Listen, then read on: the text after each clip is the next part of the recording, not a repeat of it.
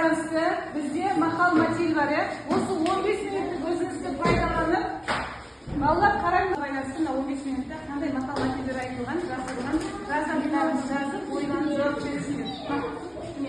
Сыйлық беремін. Ойланып жауап береміз. Таптыңдар? Еркекке жеті өнер жаз.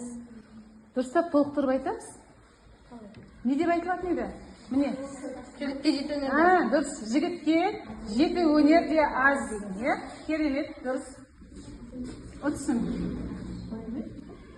Келесі. Кім тапты? Кәне балалар. Қысты қонақ келсе, қой егіз табады. Жауабы, жақсы, керемет, дұрыс. Отырсын. Келесі. Мақал мәтелдің жауабын айта қойыңыздар. Ақсақ қой тістен кейін маңайды. Дұрыс, керемет. Тағы айта қойыңыздар. Қызы жол жіңішке. Екеуін ойласып таптыңдар ма?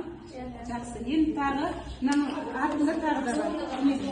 Балалар, мынаны кім табады?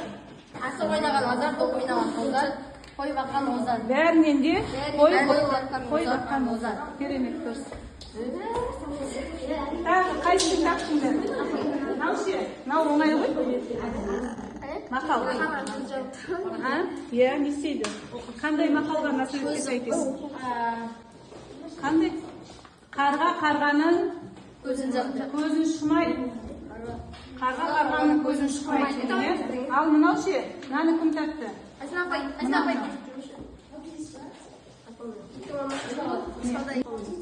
Шошқа үреді, иә?